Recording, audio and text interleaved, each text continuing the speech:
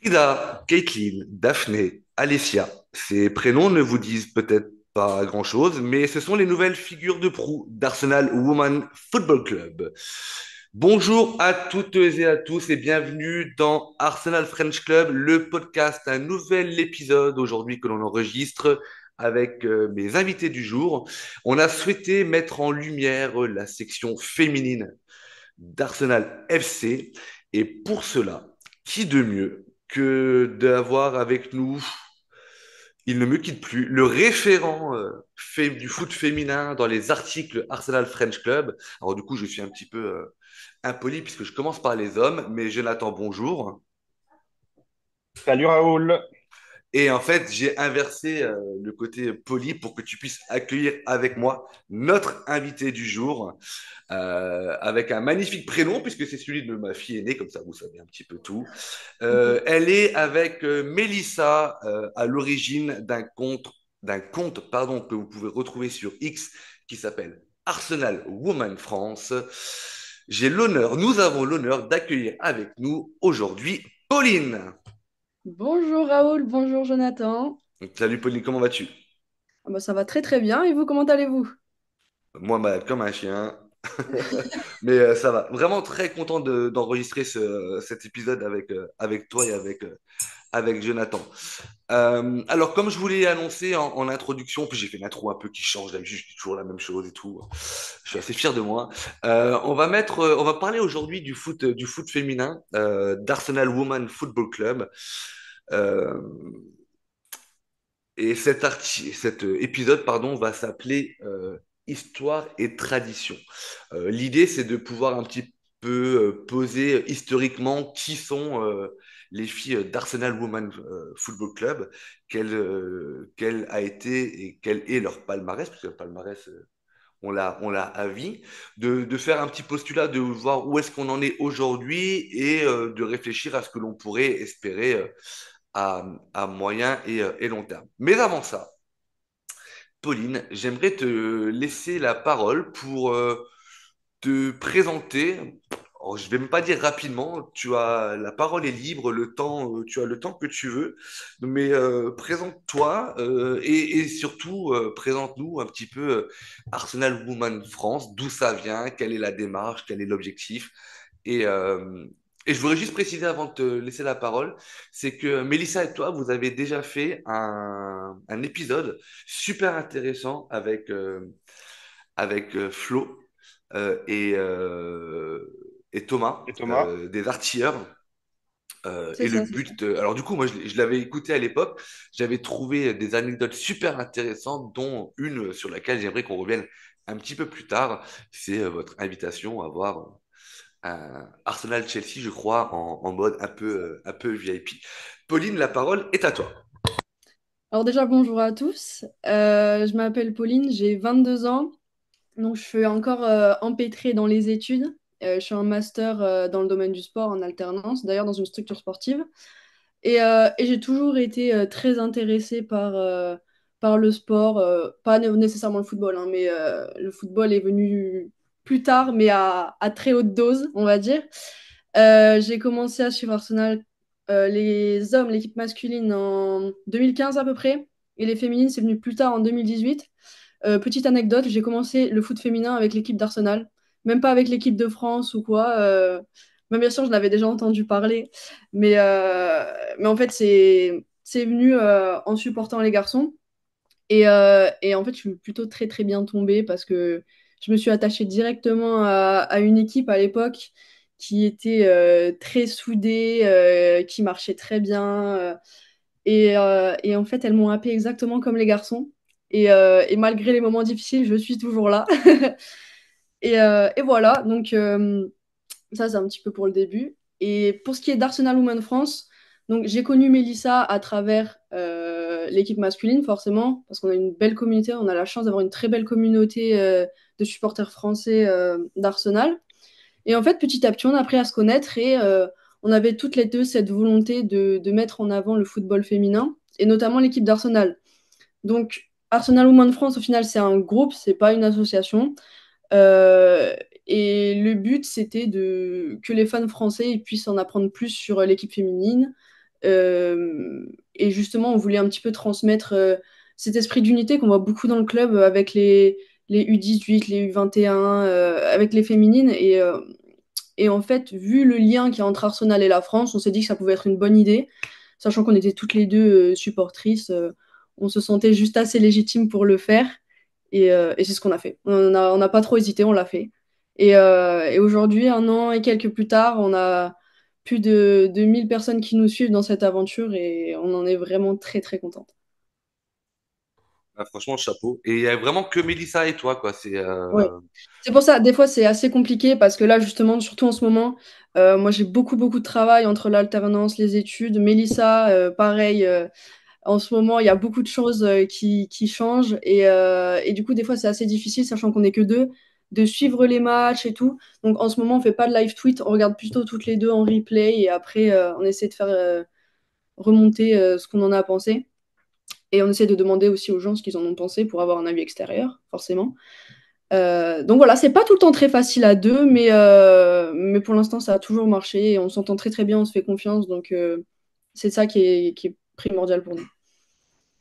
Et du coup, depuis la création de cette page-là, tu parlais de la communauté qui était assez importante en tant que supporter d'Arsenal. Je pense qu'il doit y avoir une vraie communauté puisque le foot féminin est quand même en pleine ascension depuis quand même maintenant quelques années. Est-ce que vous avez réussi à trouver, j'allais dire, de nouvelles amitiés grâce à votre création de page? On va dire à trouver peut-être des abonnés fidèles avec qui vous arrivez à échanger souvent? Ou est-ce que vous êtes ouverte à aussi laisser rentrer d'autres personnes qui vont pouvoir peut-être vous aider, vous soulager par rapport à vos agendas qui sont assez compliqués en ce moment visiblement. Alors oui, justement, en fait, ce qu'on a fait, c'est que la première fois qu'on est parti voir un match ensemble à Londres, on était quatre. On était quatre. Donc, il y avait déjà des gens qu'on connaissait avant. Et là, on y est allé C'est qu'en octobre, on était neuf.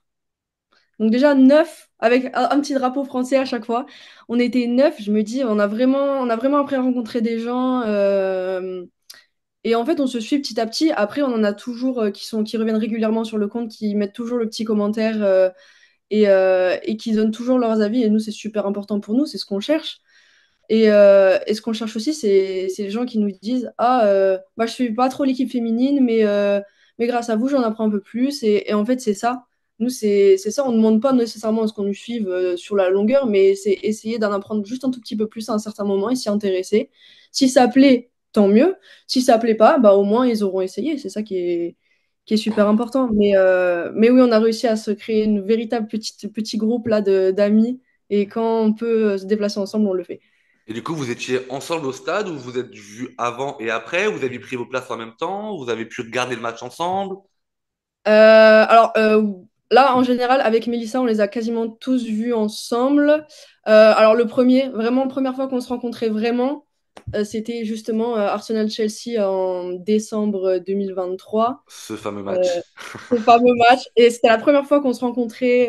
On avait pris un Airbnb ensemble. C'était vraiment les découvertes, mais ça s'est super bien passé parce que bah, justement, on avait déjà cette proximité avant qui a duré quand même plus d'un an. On se connaissait depuis plus d'un an avant, donc il n'y avait pas de souci là-dessus. Et puis ça n'a fait qu'augmenter Bah oui, notre, forcément. notre jauge d'amitié ce jour-là. Forcément. Et du coup, parlons-en quand même de cette rencontre-là et toujours de ce compte Arsenal Women France. Encore une fois, rappelons-le que c'est pas une asso. On est vraiment sur un compte Twitter animé par deux jeunes demoiselles motivées et fans de foot féminin et d'Arsenal en particulier. Du coup, tu peux nous expliquer ce que vous avez tapé dans les yeux de la com d'Arsenal? Est-ce que votre compte a été identifié? Comment que ça s'est passé? Quelle est la relation aujourd'hui avec votre compte X et le club, s'il y en a? Est-ce que tu peux nous parler un petit peu de ça? Alors, en soi, c'est pas tellement la com qui nous a invités, mais c'est plus le club. Ça, c'est Mélissa qui a eu le mail. C'était juste une invitation comme ça à venir en VIP. Mais en fait, elle les avait prévenus juste un tout petit peu avant que ce compte existait. Et là, elle avait prévenu la communication, justement, que ce compte existait. Et en fait, ils nous avaient répondu, ils avaient été vraiment ravis que on puisse lancer cette aventure dans un autre pays. Et ils nous souhaitaient beaucoup de chance, pas de bonheur en guillemets, mais De beaucoup de réussite, ouais, ouais, succès, bien enfin, sûr. de succès. Et ouais, voilà, c'est ça. Et je pense pas que c'est un lien. Mélissa a eu énormément de chance parce que c'est avec les Arsenal Rewards, là, il me semble, que elle a pu obtenir ça. Mais alors, quand on y est allé, du coup, elle a eu 2 places. Et bon, sur le coup, ça semblait un petit peu pas logique, mais c'est à moi qu'elle a pensé parce qu'on tenait ce compte et que voilà, c'était l'occasion rêvée de vivre un match ensemble, déjà, des défis euh, et de rajouter un nouveau souvenir à cette aventure ensemble, quoi. Et on a vu des choses absolument incroyables. On a mangé des choses absolument incroyables. Et voilà. Pour une première expérience, c'était ta première expérience à l'Emirates, enfin, je veux dire, tout genre confondu, ou t'étais déjà allé à l'Emirates pour voir les garçons ou, Oui, j'étais déjà allée à l'Emirates en février d'avant, donc février 2023.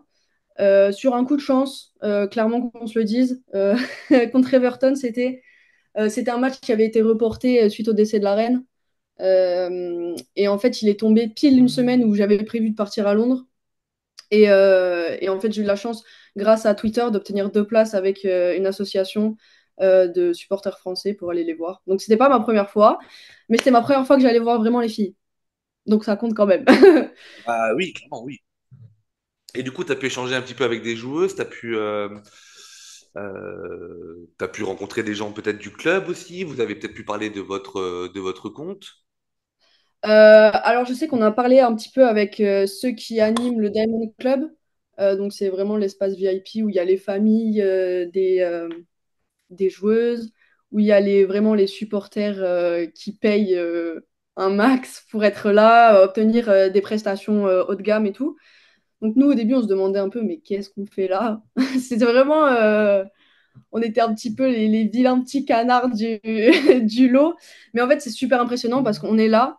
Il y a des joueuses qui rentrent, des joueuses qui étaient blessées. À l'époque, c'était Joe Queiroz et Catherine Kull. Elles étaient là, elles passaient comme ça à côté de nous. Voilà. C'est pareil, à la fin du match, qu'est-ce qui se passe? Moi, je recule un moment.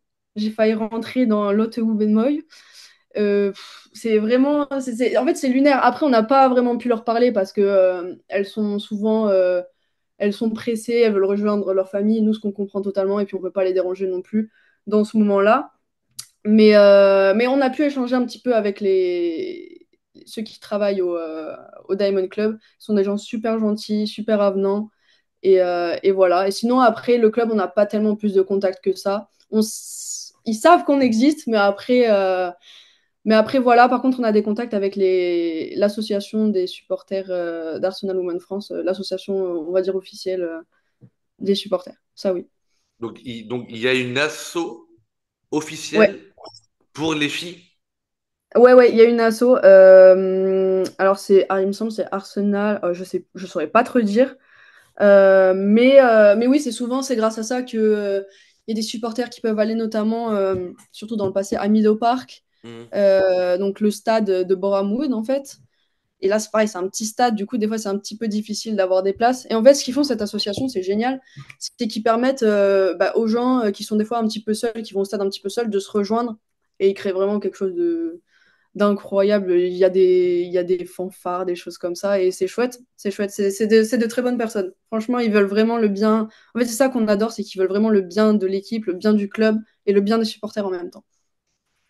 Et longue vie à eux également. En Voilà, tout c'est cas, ça. C'est Arsenal Women's Supporter Club. Ok. Voilà. Donc c'est pas français, ça c'est basé en Angleterre, on est d'accord. Et ils sont anglais. ah, ok, ben non, mais du coup, j'avais pas compris. D'accord, donc en Ah non, non, non, France, ouais, ouais, ils sont anglais. Non, non, en France, d'accord, donc en en France, France, il n'y a pas d'association officielle en fait. non, je pense pas. Non, non. Ok, très bien. Non, non, pas comme on voit avec l'OL ou quoi. Ouais, Non. ok, bah merci pour vraiment ces éclaircissements, Pauline. En tout cas, on sent déjà là qu'il y a vraiment une passionnée qui parle et que, en plus de ça, vous êtes passionné avec Mélissa et en plus de ça, vous avez eu la chance d'aller très rapidement pouvoir côtoyer et l'ambiance du stade et d'aller voir les féminines à l'Emirates et de côtoyer certaines joueuses, etc. Donc du coup, c'est vrai que vous êtes rapidement récompensé et que ça doit vous donner la patate pour l'avenir. En tout cas, nous, on vous souhaite vraiment plein de belles choses. Merci. Euh, Jonathan et Pauline, rentrons un petit peu dans le vif du sujet et parlons un petit peu d'histoire. Euh, les gens ne le savent pas forcément, et puis on s'adresse à une communauté quand même fan d'Arsenal. Je pense pas trop me mouiller en me disant que aucun fan des Spurs doit écouter notre podcast. Pardon. Euh, Arsenal Women Football Club, c'est en fait c'est quelque chose d'assez important dans le foot professionnel féminin en Angleterre. Et ça, les gens ne le savent pas forcément, les gens en général, mais les passionnés d'Arsenal non plus. Moi, j'ai fait quelques recherches comme ça, vite fait, pour voir un petit peu ce qu'il en était, ce que l'on représentait d'un point de vue du foot féminin. Le podcast que tu avais fait avec les artilleurs m'avait déjà donné l'envie d'aller me renseigner. Et en fait, on se rend compte que finalement, on est l'équipe la plus titrée en Angleterre, avec 15 titres, je ne vais pas dire de Première Ligue, mais de FA Women's Super League, même si elle a changé de nom entre-temps. Puisque, en plus, c'est une ligue qui est relativement jeune, puisqu'elle a été créée en 91, mais le foot féminin n'était pas ce qu'il était encore à cette époque-là. Et je crois que le côté professionnel n'intervient qu'en 2017-2018, donc assez tardivement pour les filles, et que du coup, euh, pour ceux et celles qui ont suivi les épisodes sur Disney Plus de Wrexham, un club au Pays de Galles, je ne sais pas s'il y en a qui ont suivi ou pas, sur la saison 2 et 3, il y a un focus qui est fait un peu plus important sur le foot féminin et on voit des filles qui travaillent. Il y a des gardiennes de prison, il y a des commerciales, il y a des jeunes étudiants et on voit qu'elles font ça par passe-temps et par plaisir alors qu'elles sont en Ligue, en Division 3, on va dire, et elles arrivent à atteindre le statut de professionnel l'année dernière, je crois, en montant. Donc du coup, on se rend compte que pendant très longtemps, ça a été une passion, mais bien que le foot féminin n'était pas professionnalisé, bah, Arsenal est l'une des équipes, bah, est l'équipe la plus titrée, mais une des équipes la plus anciennes aussi dans ce monde du football. Et toi, Mélissa, tu me disais que c'était 2018, je crois que tu as commencé à t'intéresser aux filles d'Arsenal, c'est ça? Raoul, c'est Ouais. Pauline. Ouais, J'ai dit quoi? Ah bah tu nous fais la spéciale Raoul. J'ai dit quoi? t'as dit T'as dit Mélissa. Mélissa. C'est pas grave, on lui fait un Parce bisou. que Mélissa, on l'embrasse en fait. Voilà. Voilà, c'est ça. Et que j'ai Ouais, moi, c'est beaucoup. 2018. 2018, les 2018. films. Et j'ai beaucoup de température, Jonathan. Mais merci de le relever. Donc, Pauline, en plus, c'est quand même compliqué d'oublier ce prénom-là. Donc, 2018, c'est là où on passe à 12 clubs. Et je crois que l'année 2018-2019, c'est le dernier titre de champion d'Angleterre pour Arsenal. Donc, finalement, tu es arrivé la première année où on fait championne.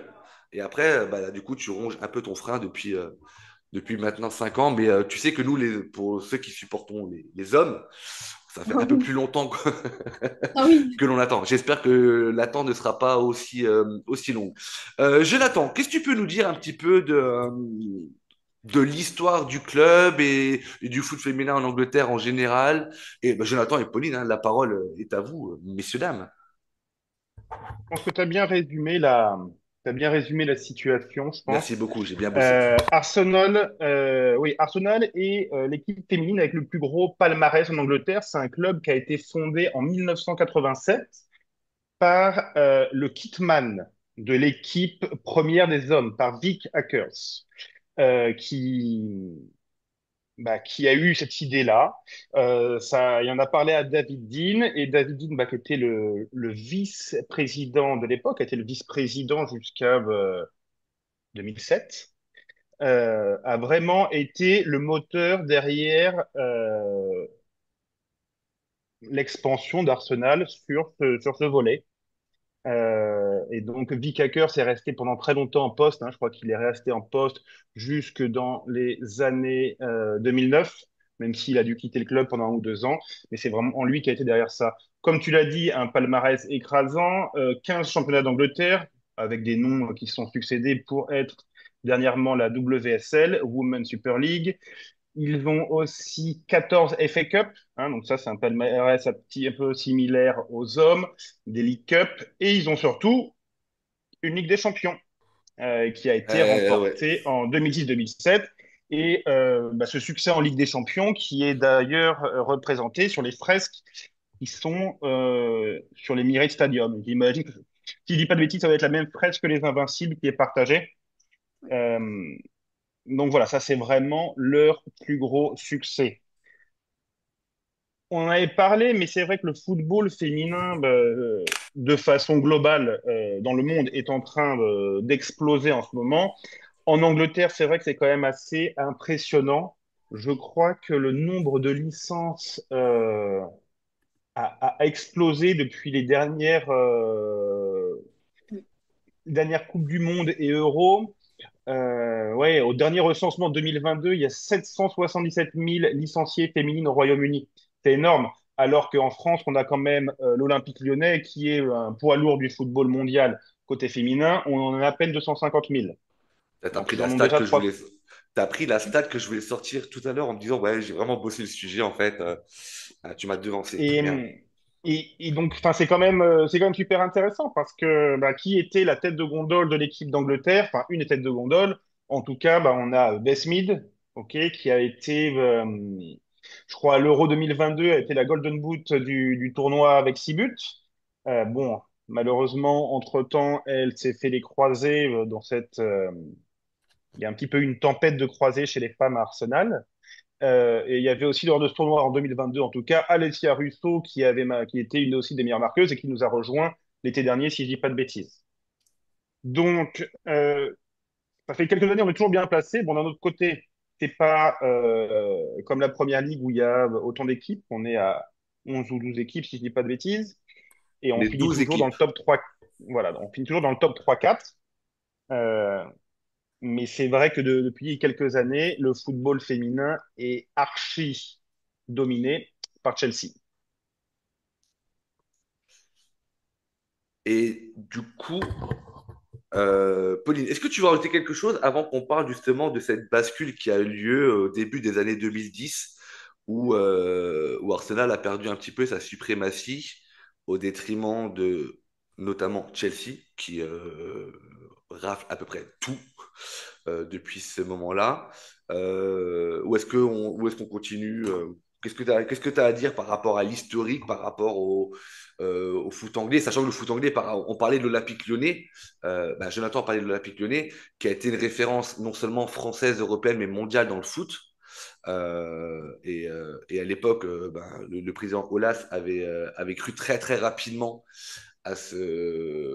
au foot féminin. Il avait investi quand même beaucoup d'argent avant que le PSG ne s'y mette avec l'arrivée des Qataris, maintenant il y a quelques équipes, mais avant il y avait vraiment un gouffre et les titres de Ligue des Champions glanés par l'Olympique Lyonnais, à l'époque, je trouve qu'ils ont encore plus de mérite puisqu'en fait il y avait très peu d'opposition en France et qu'elles arrivaient toujours à se transcender au moment d'arriver en Ligue des Champions. Et c'était minimum, à l'époque, je me rappelle, c'était minimum finale, quoi. Allez, on va dire demi-finale. Quand c'était en Ouais. demi-finale, l'entraîneur se dégageait. Finale, il était sous la tangente, sous la sellette, pardon. Et victoire, c'était presque quelque chose d'assez habituel. Je ne sais pas combien de titres elles ont, mais c'est un palmarès qui est assez fou. Et c'est vrai que très personnellement, moi, le Arsenal féminin, j'entendais pas forcément parler plus que ça, mais j'en entendais parler parce que je sais qu'à l'époque, elles avaient été éliminées en quart par Lyon. Donc j'avais vu les matchs, mais ça m'avait pas paru plus intéressant que ça. Mais par contre, quand on se plonge dans le dossier, c'est vrai que c'est assez waouh parce que franchement, ce que représente le foot féminin en Angleterre, alors d'une part par la prestation de l'équipe nationale, qui elles, contrairement à nos françaises, sont favorites et vont quand même généralement au bout, soit en demi, soit en finale, alors que nous, on explose à chaque fois en quart. Vainqueurs du dernier Euro en 2022 à la maison, elles ont gagné à Wembley. Elles sont vice-championnes du monde parce qu'elles perdent contre l'Espagne, je crois. C'est ça. J'ai encore une bonne mémoire. Donc ouais, donc le foot féminin représente quelque chose d'assez particulier. Et aujourd'hui, Pauline, on peut considérer que le championnat anglais. Alors, moi, j'ai eu du mal à l'entendre, vraiment. Et parce que je ne regarde pas assez de matchs, je suppose. En tout cas, les experts sont tous unanimes pour dire que le championnat anglais est devenu le championnat référence dans le foot féminin. Et j'aimerais qu'on s'attarde un petit peu là-dessus avec toi, Pauline, pour voir les raisons qui ont poussé, qui font que le foot anglais est devenu le championnat number one. Parce qu'à l'époque, on parlait beaucoup du championnat américain. C'est là que toutes les stars étaient. Alors, je suppose que c'était plus financier qu'une qualité de jeu, je suppose. Mais moi, très honnêtement, je pensais que le championnat français, voire le championnat espagnol, était l'un des meilleurs championnats européens. Je pensais vraiment pas que l'Angleterre était à ce niveau-là. Je pensais vraiment qu'il y avait Chelsea, City, Arsenal et les neuf autres très très loin derrière, pardon, mais on voit que finalement au classement, alors il n'y a que 12 équipes, donc il y a que 22 matchs, donc tu fais moins d'écart en 22 matchs que en 38 matchs chez les hommes.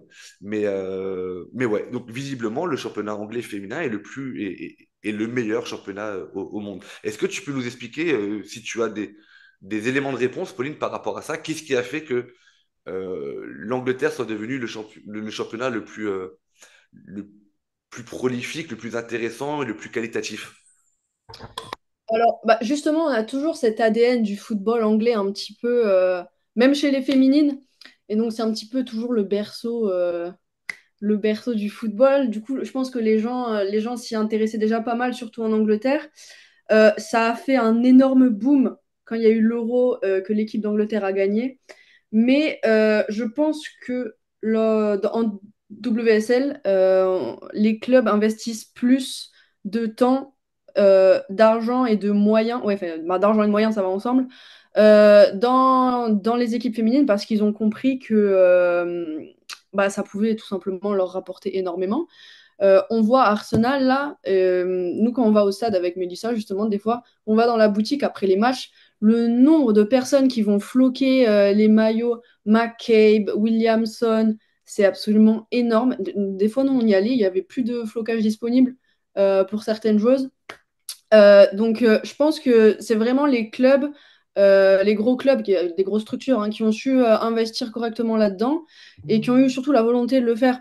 C'est ça, je pense, qui nous manque en France, c'est que bah, on n'a déjà pas trop de moyens sur certains clubs et bah, on va plutôt essayer de faire stagner l'équipe masculine plutôt qu'investir dans l'équipe féminine. Et c'est ce qu'on a vu avec Orléans d'ailleurs, là, bah, en fait, ils ont complètement lâché l'équipe féminine qui était en Ligue 2, enfin l'équivalent de la Ligue 2, pour maintenir l'équipe masculine en nationale. Et ça, c'est quelque chose qu'on voit pas tellement en Angleterre, justement, parce que ils ont plus de moyens, ils se donnent plus pour leurs joueuses. Quand on voit en Angleterre les terrains sur lesquels elles jouent, les filles jouent à l'Emirates, je sais pas si on se rend compte. Et en France, des fois, il y a des filles qui s'entraînent sur un parking en Ligue 1, quoi. C'est Ouais. pas du tout les mêmes moyens. Et après, nous, ce qui est dommage, c'est qu'en France, on avait il me semble, je pense, de l'avance à un certain moment, justement, dans les années 2010, avec l'Olympique lyonnais. Il y avait Fleury aussi, qui était bien à une époque. Et là, j'ai l'impression maintenant que bah, on se dit, ah, bah, ça marche pas tellement, du coup, bon, bah, on va pas trop investir quand même. Et il y a un endroit où ça marche aussi de plus en plus, c'est en Allemagne. En Allemagne, avec le Bayern Munich, là, il y avait Wolfsburg il y a quelques années. Ils ont des équipes très intéressantes. Et donc, à voir en Allemagne aussi. Après, l'Espagne, c'est pareil. Il y a un gros club qui domine. Et Barça? après, Hmm. ouais, c'est ça. Après, c'est en dessous. Du coup, en Angleterre, ils ont été vraiment plusieurs clubs. Là, en Angleterre, vraiment, en WSL, donc sur 12 équipes, il y en a 6 vraiment qui ont un très, très bon niveau. Donc, il y a Chelsea, Arsenal, Manchester United, Manchester City cette année qui gravit l'Everest, mais d'une manière incroyable. Liverpool et Aston Villa. Aston Villa qui est un peu en deçà, mais qui a été un très très bon club les dernières années, avec de très très bonnes joueuses. Donc voilà, je pense qu'il y a eu une plus grosse volonté en Angleterre. Et ils ont surtout un public qui est plus amène à aller voir les matchs, à se déplacer, parce qu'il y a il y a une certaine attractivité et puis les gens aiment beaucoup les joueuses. Ça, c'est ce qu'on voit beaucoup, nous, avec Melissa. Les gens, ils s'attachent énormément aux joueuses, de ce qu'elles font dans leur vie, etc. Et c'est quelque chose qu'on voit un peu moins chez les garçons, mais c'est aussi parce qu'elles sont suivies par souvent des jeunes filles un petit peu, on va dire, qui ont 15, 16 ans, 17 ans, et qui grandissent un peu avec. Donc forcément, elles s'attachent aux personnes, aux joueuses, en plus de leur football, on va dire. En termes de gâchis, il y a aussi en France, il y a Bordeaux, qui était en train de monter assez fortement et qui, malheureusement, devant l'incompétence d'un président qui est en train de couler tout ce qui touche, la section féminine a complètement été arrêtée pour des raisons économiques, parce que, mine de rien, c'est quelque chose qui coûte très très cher. Et tu parlais des entraînements sur des parkings de Ligue 1, etc. J'avais été invité par l'Olympique Lyonnais à l'époque, euh, à, dans le cadre d'une sorte de partenariat de mise en avant du foot féminin avec mon club. On avait été invité par le président Olas avec mon président à assister à un match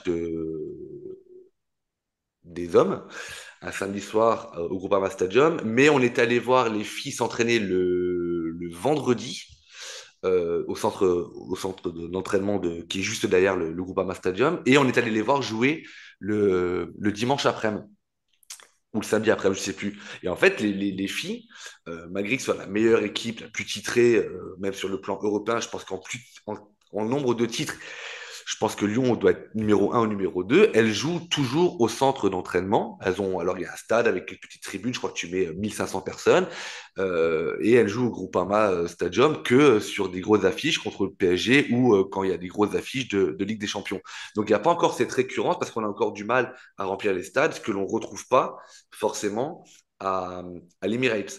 Et ce que l'on voit aussi, et je ne sais pas si Pauline, tu pourras me dire si c'est la même chose en Angleterre ou pas, c'est que en fait, on a des gens qui, par exemple, l'Olympique Lyonnais, je recite cet exemple-là, les filles ont des fan clubs, mais qui sont vraiment propres au foot féminin. C'est-à-dire que ceux qui vont voir les filles jouer ne sont pas les mêmes qui vont voir les garçons jouer. À Paris, tu retrouves un petit peu moins parce que sur les gros matchs, il y a les groupes de supporters assez fidèles qui font les déplacements, qui vont donner de la voix. Mais j'ai l'impression qu'à Arsenal, en fait, tout le monde va voir les filles et que potentiellement, ça peut être ceux qui vont voir les garçons qui peuvent aller voir les filles le lendemain ou inversement. C'est-à-dire qu'il y a une entité club que l'on ne retrouve pas forcément chez nous en France. Est-ce que je me trompe ou Ah non, c'est absolument ça. C'est absolument ça. On retrouve des gens qui vont voir l'équipe masculine, bah, qui s'intéressent à l'équipe féminine parce que c'est leur club, parce que c'est leur passion et que ça leur tient à cœur. Et en fait, ils ont une volonté d'encourager absolument toutes les équipes. C'est comme il y avait une entraîneuse, une supporter, qui s'appelait Maria, qui était très âgée, qui allait voir tous les matchs de l'équipe féminine et des jeunes. Absolument tous. Et cette femme, quand elle est malheureusement décédée, ils lui ont fait un bel hommage à Arsenal. Et en fait, je pense que c'est là tout le chic du club. C'est qu'ils arrivent à montrer une unité, en fait. Et c'est quelque chose qu'on n'a pas en France. Mais c'est ça, et je pense que il y a aussi beaucoup de gens qui sont partis voir Arsenal Women's France parce qu'ils n'avaient pas la possibilité de le faire pour les hommes. On sait à quel point c'est compliqué d'avoir des tickets pour l'Emirates, qui est toujours plein à craquer, que du coup, bah, t'aimes le club. Et enfin, bah, c'est de plus en plus dans l'air du temps de toute façon, et on supporte pas que une équipe à un moment donné pour des joueurs, on supporte une entité qui a une histoire, et l'académie et l'équipe féminine font partie de cette histoire-là. Et je pense aussi que pour beaucoup, bon, alors le foot anglais est quand même épargné par tout ce qu'il y a de moins sympa dans les gradins, comme ça peut être le cas en France encore. Il y a eu des gros travaux qui ont été faits depuis les années 90 en Angleterre pour éradiquer tout le hooliganisme. Néanmoins, aller voir un match, je pense, féminin a quelque chose de quand même beaucoup plus familial que pour les hommes. Et ça, je pense que bah ça, c'est monté ensemble, quoi. Et c'est pour ça que je pense que les filles ont réussi à faire des guichets fermés à l'Emirates. C'est quand même fabuleux, ça. Et surtout que quand tu compares Arsenal en Angleterre comparé à son concurrent le plus proche en termes d'affluence, Il y a un gouffre. Après, je voulais juste rebondir sur un point euh, par rapport au championnat anglais. Alors, je pense que le championnat anglais bénéficie aussi de l'aura de la Première Ligue et de tout ce qui se fait au niveau des droits TV pour avoir cette aura-là. Après, la dernière équipe anglaise à avoir remporté la Ligue des Champions, ben, si je dis pas de bêtises, je crois que ça reste quand même Arsenal en 2007. C'est Donc, Arsenal. C'est ça. voilà, enfin, on est très présent au niveau média, ce genre de choses. Après, au niveau palmarès, je parle du foot anglais en général, n'est pas vraiment présent sur l'échiquier européen. Après, en équipe nationale, c'est encore autre chose. Mais oui, c'était vraiment l'Olympique Lyonnais qui a dominé la tête et des épaules depuis l'année 2010. Et c'est vrai que là, ça fait quelques années que c'est le Barça. Bah, Pauline, tout à l'heure, cité Wolfsburg en Allemagne. Je me demande si pendant 3 années de suite, la finale de la Ligue des Champions, c'était pas Lyon ou Wolfsburg. Alors, Wolfsburg, ouais, ouais, non, mais c'est ça, c'est ça, c'est ça. Alors, pas d'affilée, mais 2016, Lyon-Wolfsburg, 2018, Lyon-Wolfsburg, 2020, Lyon-Wolfsburg, Voilà. 2023, Barça-Wolfsburg. Ouais. Donc c'est vrai Une fois qu'elles tous les étaient 2 ans, quoi. elles étaient très très présentes et c'était toujours des matchs super super serrés. Mais en tout cas, je pense qu'il y a un facteur que vous avez soulevé et qui est vrai, c'est que aller voir aujourd'hui le foot féminin à Arsenal, c'est l'occasion donnée à des gens qui ne peuvent pas aller à l'Emirates voir les garçons d'aller quand même vivre l'ambiance foot à Arsenal. l'Emirates parce qu'en plus ce qui est vachement bien c'est que l'entité club c'est exactement la même, c'est-à-dire que tu as D'Angel qui passe au début du match. Tu vois, t'es pas sur deux mondes complètement distincts. C'est OK, on a une chanson du club, ben c'est toujours la même, que ce soit chez les garçons ou chez les filles. Les filles s'entraînent également au même centre d'entraînement que bah, anciennement Colnay, qui a été renommé, bah, je laisse Jonathan le dire le nom parce que moi je le retiens jamais. Bah, le Soba Realty Training Center. Voilà, merci Jonathan. Mais les filles s'entraînent également là-bas. Donc il y a une vraie égalité, on va dire. Et donc du coup, l'expérience que tu peux vivre en tant que supporter, alors, voilà, même si je crois qu'elles font 40 000 de moyenne à l'Emirates en ce moment, et qu'elles ont fait 2 guichets fermés l'année dernière, donc ça représente quand même 60 000 personnes. Je pense que c'est quand même vachement intéressant. Et par contre, Pauline, petite question, tu vas peut-être pouvoir me renseigner. On sait qu'Arsenal est le club le plus cher en PL, en termes d'abonnement, en termes de billetterie, en termes de tout ça. Est-ce qu'aujourd'hui, le foot féminin, d'autant plus que maintenant ils l'ont démocratisé à l'Emirates. Alors, je crois que Arsenal, cette année, fait 8 matchs sur 11 à l'Emirates. Je ne sais pas si je me trompe ou pas. Il y a 8 matchs de championnat à l'Emirates et 3 qui vont être dans le fameux stade historique des filles et tous les matchs de Ligue des Champions. Est-ce qu'aujourd'hui, le foot féminin en Angleterre et notamment Arsenal, et c'est quelque chose qui est abordable pour une famille, pour un supporter, par exemple, sachant que elles ne font pas guichet fermé tous les week-ends quand je joue à la maison. Si demain je vais à Londres et que l'envie me prend d'aller voir un match de foot féminin parce qu'elle joue à l'Emirates, et c'est quelque chose qui va me coûter un bras, sachant que les hommes, ça te coûte un rein, un poumon et 3 jambes. Mais où est-ce que c'est quelque chose qui est encore abordable? Ça, c'est un des gros points positifs, je trouve. C'est très, très abordable. En plus, il y a des prix en fonction de la situation. Il y a des tarifs groupes, il y a des tarifs enfants, il y a des tarifs étudiants, enfin jeunes adultes, on va dire. Et après, là, par exemple, je te dis, on est allé en octobre.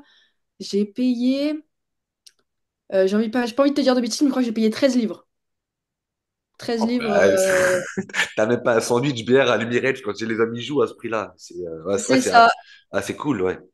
C'est ça. Et après, il me semble que c'est à peu près pareil pour Tottenham au stade, quand elles sont au stade. Mais sinon, je pourrais pas te dire exactement les prix. Mais grosso modo, c'est à peu près tout le temps pareil parce que j'étais aussi allée voir Aston Villa Tottenham dans le stade de Leyton Orient et c'était pareil, c'était autour des 10 livres. C'est très, très abordable. Je pense que Et ça, si Arsenal est à 13, ça doit être eux qui sont Déjà les au plus chers, niveau. Ouais, j'imagine. oui, je pense. Ouais. ouais, c'est en 13 jeunes adultes, donc je pense que c'est à peu près 14 ou 15 en. Ouais, même si c'est 20 livres et qu'ils te font des prix pour la famille, je veux dire, à 20 livres, aller vivre une expérience de foot à C'est ça. l'Emirates, franchement, tu y vas tous les C'est week-ends, ça. hein. C'était un Arsenal-Chelsea. Je sais, il me semble que ça bouge un petit peu en Oui, fonction alors des après, rencontres. en fonction des affiches, bien sûr, oui, ce qui est logique. Voilà, mais là, Arsenal-Chelsea, on fait pas mieux. Y a pas, je pense qu'il n'y a pas Affiche. meilleure affiche avec City. Voilà, 13 livres. Enfin, franchement, ça c'est un énorme plus. C'est un Mais énorme plus. je suis pas sûr qu'elle était à guichet fermé, par contre, le dernier match qu'on a perdu contre Chelsea. Non, non, non, il y avait un peu plus de 40 000 personnes, il me semble. Ouais, il devait y avoir deux étages, plus un petit peu en haut, mais Oui, ils avaient fermé les étages supérieurs. les étages supérieurs derrière les goals. Ouais. Ouais, Ouais, tu ouais. vois, je suis, hein, t'as vu? Ouais, c'est bien. D'ailleurs, on va peut-être. Alors, du coup, quand les gens écouteront cet épisode-là, le match sera passé, mais aujourd'hui, la journée est marquée vraiment par le foot féminin, puisque à 14h45, alors je crois que c'est heure française, Oui, c'est ça. il y a un North London Derby. On se Exactement. déplace à Tottenham. Je ne sais pas si on joue dans le grand stade ou pas, je pense que oui. Ouais, Ici, ouais. ok. Et ce qui est super intéressant, j'en ai parlé rapidement tout à l'heure, mais s'il y a des abonnés et des auditeurs qui ont envie un jour de regarder un match, en fait, sur YouTube, vous tapez Barclays FA Women's. Enfin, déjà, vous tapez Barclays FA et vous allez tomber sur la page. Et en fait, tous les matchs sont diffusés sur YouTube, où que vous soyez en France, vous pouvez les visionner. Et c'est super bien monté. C'est pas une seule caméra. Il y a vraiment des moyens qui sont mis par la réalisation et on suit un match comme on pourrait le suivre sur Canal+ ou sur, je sais pas moi, Sky Sport en Angleterre pour voir des matchs et c'est vachement intéressant. Donc du coup, je pense même que je vais regarder le match cet après-midi parce que c'est un derby et qu'il faut le gagner. Et Euh, c'est une journée aussi super intéressante parce qu'il y a pas mal de choses qui se passent. Il y a un City-Chelsea demain, donc il va pouvoir aussi nous aider. On Et il espère y que les... a, et il y a Brighton-West Ham pour recommencer, là, donc avec Brighton qui sont devant nous, là. ouais, parce qu'il faut dire qu'aujourd'hui, on est actuellement quatrième au classement, si je me trompe pas. Quatrième avec 13 points. Ouais, C'est et ça. mais on a déjà deux défaites, je crois. C'est toujours sous réserve de Pauline. Je râle la tête à Pauline pour être sûr que je raconte pas de Ouais, bêtises, en fait. attends, je viens d'aller vérifier du coup. Ouais, mais on a attendu contre Chelsea du coup. Ma première défaite à l'Emirates contre Chelsea. Une Euh, défaite. ouais. Une seule Une seule. défaite? Ouais. Ouais, 3 victoires, 3 nuls, une défaite. Ouais. Alors j'ai dit une Et, bêtise, on n'a pas 13 points, on a 12 points. En première place, on a Manchester City avec 19 points. En deuxième place, on a Chelsea avec 18, mais un match de retour. Un match de un retard, match de pardon. moins, ouais. Et d'ailleurs, Donc, le dernier Arsenal-Chelsea qui s'est joué il y a ça a 3 semaines, un mois, je crois, à peu près. c'était la veille, Euh, c'était les 2 jours avant que Edval donne sa démission. C'est ça vraiment qui a... Ça a été le déclencheur. Mais je veux dire, Car c'était la première fois que Chelsea, sous l'ère WSL, a gagné un match à l'Emirates d'ailleurs. alors on le perd Mhm. 2-1 de mémoire, mais il y avait la place 1000 fois pour le remporter, ce match-là, quoi. Ouais. C'était frustrant. Je veux dire, on n'a pas été archi dominé. Et d'ailleurs, je crois que l'année dernière, c'est une stat que j'ai vue. On perd 4 matchs sur tout le championnat, dont 3 avec un but d'écart.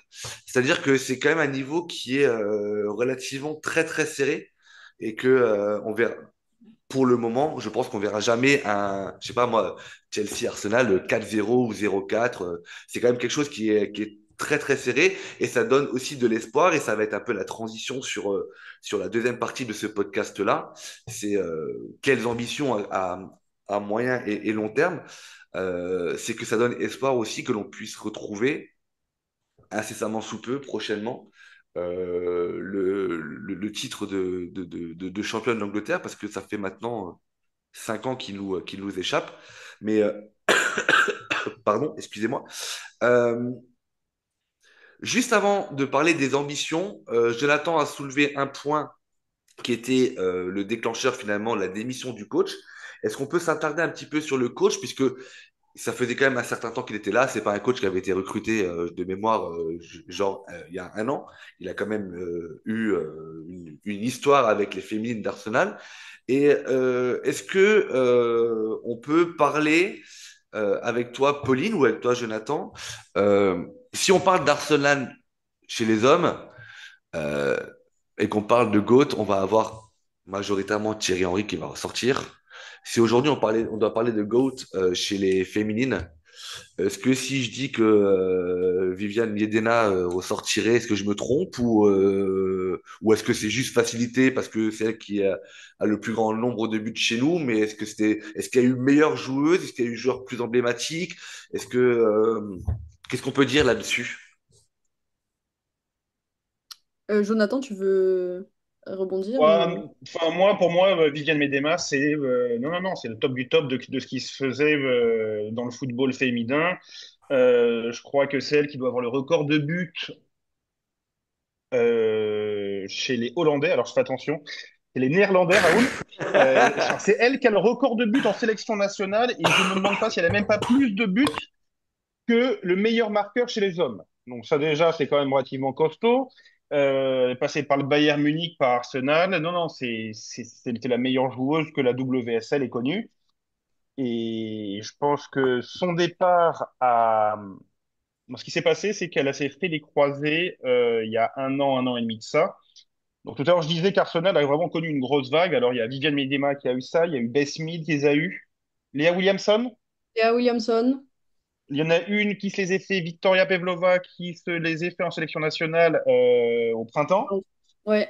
Et donc, c'est vrai que dès qu'elle est revenue de blessure, euh, et bah là, malheureusement, bah, ses statistiques et géométrie de son temps de jeu se sont réduits comme peau de chagrin et n'avait peut-être pas spécialement la confiance du coach. Alors, quand on s'intéresse un peu, on sait que Midima et Mid, euh, c'est un couple, hein, ce sont deux joueuses qui sont ensemble. Donc, enfin, je pense que le départ d'une n'a pas dû faciliter l'ambiance qu'il y a au sein du groupe derrière. Alors moi, c'était une question que je voulais te poser aussi, Pauline. Moi, j'ai quand même un petit souci avec le fait que ce soit un homme qui soit à la tête d'une équipe de femmes. Bah, pour la simple et bonne raison que un homme ne va pas dans le vestiaire, pour des raisons qui sont tout à fait normales. Mais pour moi, dans le sport, enfin, l'impact que va avoir l'entraîneur à la mi-temps d'un match, pour moi, est très important. Et là, quand je vois ce qui se passe avec Ronnie Sledger, enfin, je trouve ça super Ah, positif. l'homme va dans Et le vestiaire, Jonathan. Alors l'homme ne va pas dans le vestiaire au moment de la douche, au moment où elle se change ou au moment où elle se déshabille. non, Mais l'homme ne va pas dans le vestiaire. C'est pour ça que tu regarderas les débriefs qui sont faits en WSL. Les débriefs sont faits sur le terrain avec les joueurs. ah ouais, parce que moi j'ai coaché, Ah, j'ai dépanné, j'ai coaché les équipes féminines.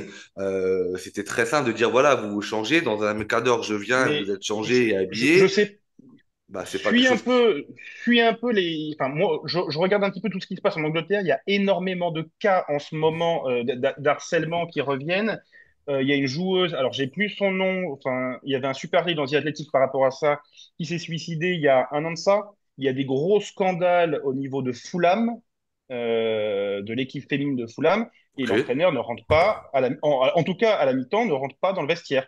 Et c'est pour ça que Edeval a commencé à recruter des assistantes féminines, Kelly Smith et Renée Sledger, pour pouvoir créer ce lien. Donc déjà, enfin, pour moi que t'es pas là, le coach qui soit dans le vestiaire, je sais pas, ça m'a, Ah bah tu je vois, sais tu pas, m'apprends quelque chose. il y a une continuité pour moi qui se fait pas. Tu Et étais au courant de ça, Pauline, là, que le coach ne rentrait pas dans les vestiaires? Oh, pas du tout. Je Ah, dois dire. En plus, moi, je ah, fais pas de foot. Là, c'est ça, c'est là que Mélissa vous aurait aidé parce qu'elle a fait du foot. Mais moi, je fais pas de foot. Mais ça se passe vraiment même chez les adultes. bah, apparemment, surtout chez les adultes, du coup. Ah, punaise. Ah bah, j'étais pas du tout au courant, moi. J'étais pas du tout au courant. non, bah Jonathan, enfin, on va creuser. regarde. On va creuser. Bah, je vais te dire où tu vas creuser. Tu as un spécialiste du foot féminin national qui s'appelle Tim Stillman, qui travaille à Ars Blog. Va lire les derniers articles qu'il fait sur René Sledger et justement par rapport à ce recrutement d'assistants féminins, où justement il t'explique, hein, je ne l'ai pas inventé, qu'il a commencé à recruter des assistantes féminines pour qu'il y ait cette prolongation dans les vestiaires. Ok, d'accord. Justement, parce qu'il y a vraiment alors, autant c'est pas sur un team talk avant un match qu'on va donner toutes les ficelles, Bah, autant c'est à la mi-temps, c'est quand même au là où sein tu d'une recadres les mi-temps choses, ouais. qu'on peut remettre un coup de fouet, quoi. Bah, clairement. C'est quand même très très Après, bizarre. après, il y a des clubs où ça marche, hein. Il y a des clubs où ça marche, là, au Barça, avec Jonathan Giraldez, là, les filles, ça marchait Ah oui, plutôt non, bien. Donc, mais vraiment, absolument. c'est Mais des regarde, cas. par exemple, regarde Chelsea. Pour toi, pourquoi Chelsea, ils ont Oui. été aussi dominateurs récemment? Bah, ils ont quand même une coach, Emma Hayes, qui a été à la tête du club pendant 10 ans, une ancienne d'Arsenal d'ailleurs, et qui est partie maintenant entraîner l'équipe féminine des États-Unis. Alors, je ne sais pas si c'est ça, hein, c'est pas ce que je suis en train de dire, que le succès soit dû au fait que ce soit une femme, mais pour moi, enfin, je sais pas, ça m'a interpellé de me dire que bah, le coach ne peut pas être avec ses joueurs pendant la mi-temps, et pour le coup, pour une raison qui est tout à fait compréhensible, hein. Alors, ne peut pas, c'est pas qu'il ne peut, à mon avis, c'est pas qu'il ne peut pas, c'est qu'il ne veut pas. Parce que là, du coup, pareil, quand tu as un vestiaire de 20 joueuses, que tu rentres dedans ou pas, je suis pas sûr que ça change vraiment grand-chose. On parlait de Viviane Miedema. On est bien d'accord que c'est cette joueuse-là qui nous a quittés à l'été. Et son départ a fait un peu polémique au niveau de la fanbase. Pauline, tu confirmes? Ah oui, je confirme absolument. Ouais, Il y a et, eu beaucoup et cette polémique, elle vient d'où? Parce que finalement, c'était quoi? C'était un choix du coach de pas la conserver? Parce que c'était quand même pas une enfant du club, mais elle est restée chez nous quasiment 7 années. Elle arrive en 2017 pour partir en juin 2024, meilleure buteuse du club, etc. Donc, un nom chez nous. Mais qu'est-ce qu'il y a, ben, d'où vient la polémique? Est-ce qu'elle est partie pour l'argent? Est-ce qu'il y avait quelque chose de plus vicieux ou tu peux nous raconter un petit peu ces coulisses ou de ce que tu en Euh, sais? alors, ce qui se passe avec Miedema, c'est que justement, on en a parlé, sa blessure, elle a mis un peu de temps à s'en remettre. Elle a fait une rechute à un moment au niveau de son genou qui fait qu'elle a dû se refaire réopérer. Et je pense que le temps de s'en remettre, elle a eu du mal à remettre le pied sur le terrain, quoi. Et du mal à retrouver les sensations qu'elle avait avant. Et il y en a certains qui lui ont reproché. Mais je pense que Heideval a fait une erreur dans le sens où il lui laissait que des bouts de match dans des situations qui n'étaient pas forcément favorables. Donc il y a le stress de devoir remonter, le stress de rechuter parce que n'empêche, on se fait les croisés. Bah, je pense qu'après, il y a une peur constante que le genou il relâche après. Et je pense qu'elle n'a pas été mise dans les conditions les plus favorables pour retrouver cette confiance. Et je pense pas qu'elle l'ait réellement retrouvée. Et je trouve ça dommage parce que justement, oui, son contrat s'est terminé. Ils l'ont juste pas reconduit. Et, euh, et après, je suis très contente pour elle qu'elle ait pu rebondir dans un club comme Manchester City, qui a de très bonnes ambitions et qu'on va beaucoup voir, je pense, dans les années à venir. Et ça a l'air de très bien marcher, notamment avec notre ancienne joueuse aussi, Jill Roord, qui a l'air de bien briller là-bas, qui revient aussi des croisés. Et ouais, non, je pense que Heideval la voyait pas dans son équipe type à venir et elle a décidé de. Bah, ils ont décidé, je pense, ensemble de pas reconduire, quoi. Ok. C'est D'ailleurs, dommage, mais je pense qu'ils ont fait le mieux, ce que chacun pensait le mieux être pour soi. Heideval, d'ailleurs, parlons-en. Euh, donc, c'est le fameux coach qui a posé sa dème euh, après le match de Chelsea. Euh, il est arrivé quand? Alors, on n'est pas à un an près, mais est-ce que c'est quelqu'un qui a pris un club malade? Est-ce que c'était quelqu'un qu'on avait pris pour aller chercher encore plus de titres? Parce qu'on a quand même 15 titres de championnat. Euh, qu'est-ce que tu peux nous dire par rapport à ce coach-là, qui est d'ailleurs plus notre coach d'ailleurs? Bah, en fait, Jonas, il a succédé à Joe Montemurro, qui est l'actuel entraîneur de l'OL féminin. En fait, il a été recruté parce il avait une certaine gestion d'une équipe. Comment dire? Bah, il voyait l'équipe comme un bloc dans le sens où il y avait beaucoup de défensifs et il a un style de jeu très tourné possession aussi. Donc c'est tout ce qui va être multiplication des passes et en fait du jeu propre, on va dire. Et, Et en fait, il disait souvent justement que des fois, bah, les matchs, ça se jouait sur une action, sur un contre, sur des choses comme ça. Et en fait, je pense qu'Arsenal, ils l'ont recruté parce qu'ils cherchaient justement une certaine stabilité, une certaine manière de poser le jeu, on va dire, parce qu'à un moment, ça partait un petit peu dans tous les sens, notamment en termes de comportement de certaines. Et je pense qu'il était venu là pour un petit peu canaliser tout. Et en soi, ça a marché un petit peu trop bien même, je pense, sur la fin. Voilà. C'est-à-dire, va au bout du C'est-à-dire truc. à la fin, bah, c'est ce qu'on se disait avec Mélissa. Les joueuses, elles jouaient à la passe à 10 et il n'y avait pas vraiment de création, de créativité, d'animation offensive. Dès Hmm. que le milieu était un petit peu en deçà, on se faisait rouler dessus, littéralement, par des équipes par lesquelles il y a 2-3 ans, il n'y avait pas photo, on était largement au-dessus. Et je pense qu'en fait, il s'est essoufflé dans son idée de vouloir tout le temps être dans la possession et tout, parce qu'on sait, au bout d'un moment, les joueurs adverses, ils ont compris, enfin, surtout les joueuses et les entraîneurs adverses, ils ont Mhm. compris, ils se sont dit, bah, Possession stérile, d'accord, quoi. Ça sert à rien.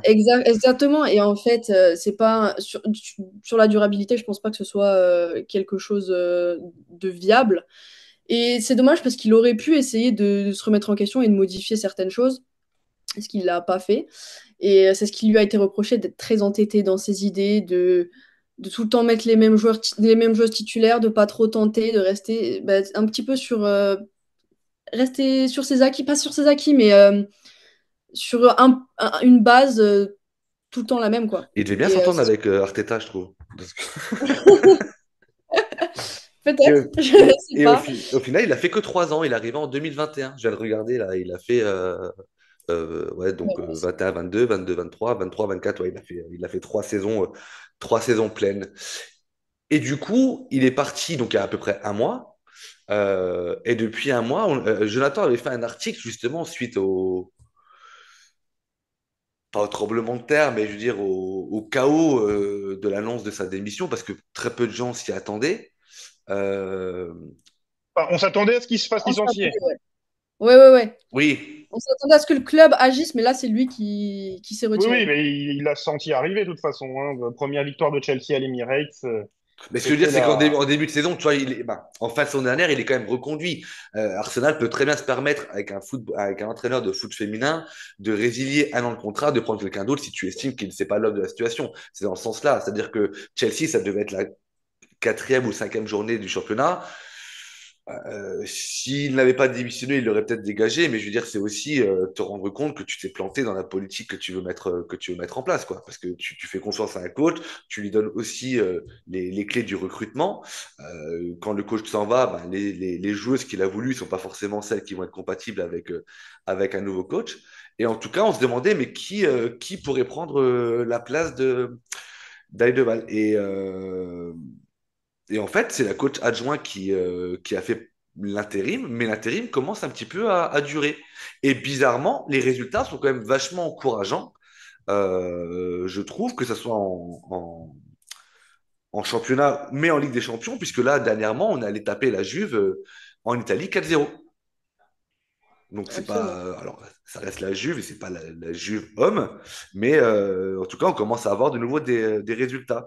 Du coup, on parle un petit peu de l'intérim de la coach adjointe, bah, de la coach du coup maintenant. Comment elle J'ai s'appelle parce que je sais pas du tout comment elle s'appelle. René Sledger, 35 ans, néerlandaise, ancienne milieu de terrain. Euh, Elle a été recrutée récemment. Son contrat a été renouvelé l'été dernier. Et ce qui est intéressant, c'est que bon, là, elle est pas en train de tout chambouler. Hein. De toute façon, elle a un timing qui est assez particulier. Et elle avait déjà succédé à Jonas Edval à Rosengard. Quand Ok. Edeval arrive à Arsenal, et là, c'est elle qui prend sa place d'avant. Donc, je pense qu'ils ont quand même pas mal de choses en commun au niveau de la philosophie, malgré tout. Et donc là, elle est plus dans la continuité. Ce qui Alors, peut être Pauline, tu me diras, problématique du coup alors.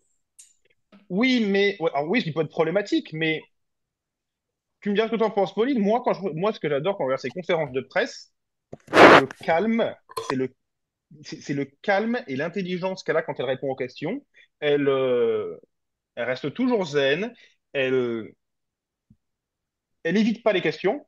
Elle y répond, mais vraiment, c'est posé. Je trouve ça très rafraîchissant. Et c'est vrai qu'elle était, bon, en tant qu'assistant coach, elle faisait beaucoup de coaching au one-on-one des joueuses. Là, il faut vraiment qu'elle prenne un step back pour avoir une vue plus d'ensemble. Et sa principale mission, bah, c'était quand même de redonner confiance aux joueuses pour qu'elles recommencent à rallumer le canon, quoi. Et entre les matchs à Brighton et là contre la Juve, c'est vrai que ça a super bien fonctionné, quoi. Donc, est-ce qu'un club de la stature d'Arsenal donnera sa chance à quelqu'un comme ça, je sais pas, mais bah, il faut voir combien de temps prend la recherche, parce que bon, ils ont perdu leur directeur sportif, enfin, on a perdu le Et directeur d'où, hein. sportif avec Edu. Ils ont quand même une directrice de football pour le football féminin, Claire Whitley.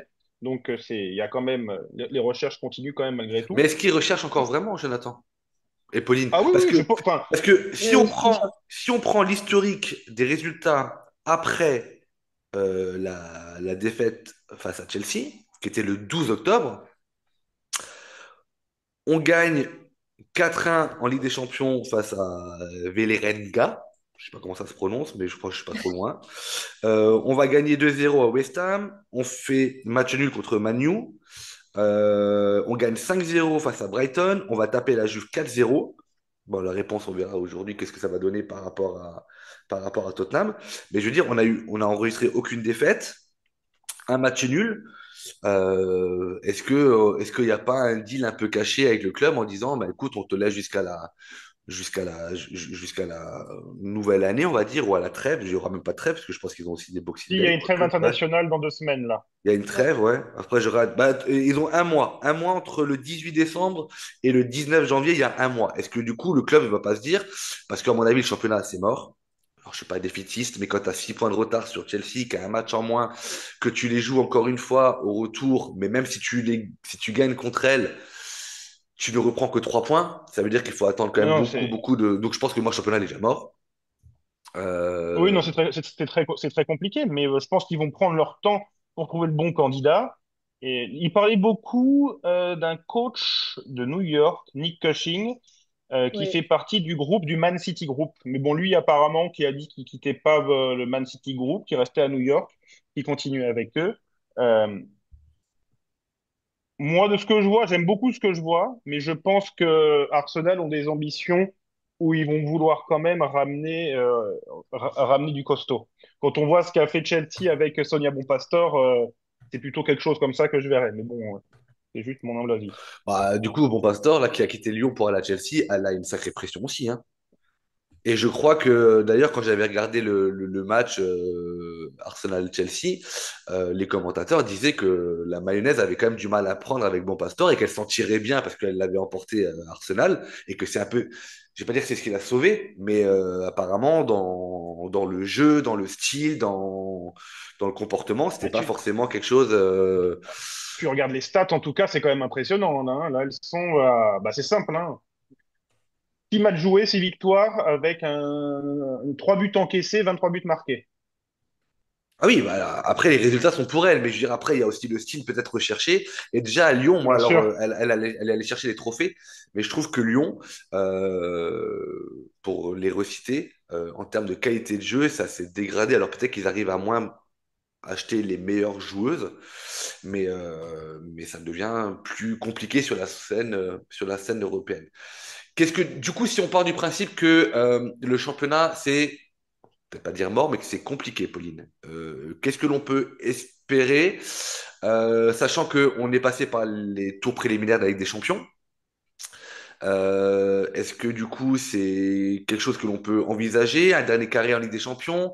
Est-ce qu'on va aller de nouveau se contenter d'une cup? Il y a aussi deux cups chez les féminines, il y a la Conti Cup La FA Cup. et la FA Cup. Qu'est-ce qu'on peut espérer cette saison, Pauline? Alors, honnêtement, je suis d'accord avec toi. Je pense que ça va être un peu compliqué pour le championnat. Néanmoins, c'est encore possible pour la qualification directe pour la phase de groupe de Ligue des Champions. Donc ça, j'espère qu'ils vont vraiment, enfin, qu'elles vont vraiment aller le chercher. Les coupes, ce serait bien parce que ça relance vraiment à chaque fois l'équipe. Quand on a gagné la Conti Cup l'année dernière, quand on était sous l'eau, je pense que ça a un petit peu remotivé l'équipe malgré les circonstances qu'il y a eu dans le match avec le malaise de Frida Manoum qui a fait peur un petit peu à tout le monde. Mais ça, c'est le genre. Les coupes, en fait, je pense qu'il ne faut pas s'asseoir dessus parce que c'est vraiment une manière de rebooster le moral de tout le monde, en fait. Et je pense qu'elles peuvent vraiment faire quelque chose cette année si elles le veulent Et plus que ça les reste un autres. trophée, hein. C'est ça, une Coupe de la Ligue, ça reste un trophée. Et donc, oui, je pense que voilà, et que il faut pas avoir non plus trop haut, parce qu'après, les joueuses, elles vont être crevées au bout d'un moment, elles ont un emploi du temps Mm. pas possible. Donc, il va falloir faire tourner, mais intelligemment. Sachant que Il y le a, il y a prochain. 2 ans, Pardon, il y a vas-y. 2 ans, les filles avaient quand même atteint la demi-finale de la Ligue des Champions avec Edval aussi, hein. Donc c'est pas quelque Oui, oui, chose qui est complètement c'est ça. Bah, elles avaient hors de battu portée de l'effet. Lyon, elles avaient battu de grosses équipes, hein, Lyon, et ça avait été un match exceptionnel. Donc, des fois, elles ont vraiment, il y a vraiment une qualité dans cette équipe. Il y a des individualités absolument incroyables. On a parlé de Russo. Il y a des jeunes qui arrivent aussi, Kafaji, qui est très, très impressionnante. Euh, et je pense qu'on peut vraiment faire quelque chose si les joueuses sont bien utilisées et qu'on met en avant leurs forces.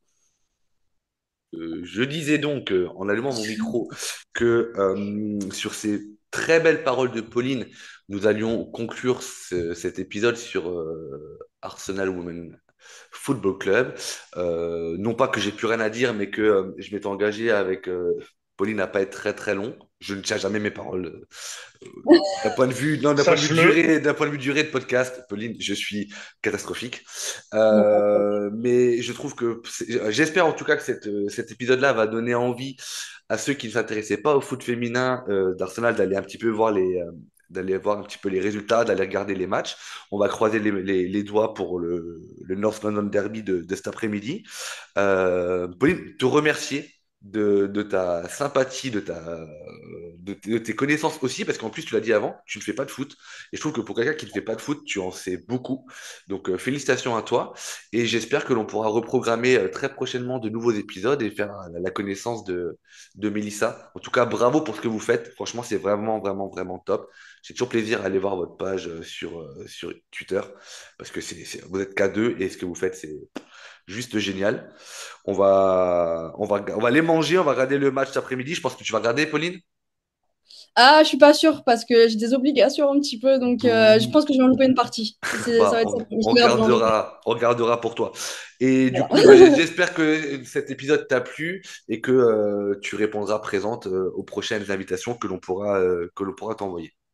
Bah, bien sûr. Merci de m'avoir reçu Ah, en tout c'était trop cas. cool. J'espère que ça Jonathan, va créer merci ça. pour ta connaissance et tes travaux de recherche. On se voit très rapidement. Bah, on s'écoute, on se parlera sur un prochain épisode très rapidement, Jonathan.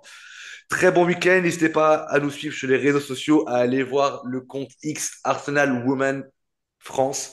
C'est top ce que Pauline et Mélissa font et d'aller voir les articles qui sont proposés sur le site Arsenal French Club. Très bon week-end à tous. À très bientôt. Gros bisous et merci à tous. Ciao, ciao. Just would like to finish by one simple word. I will miss you. Thank you all for being such an important part of my life, and hope to see you soon. Well done. Bye bye.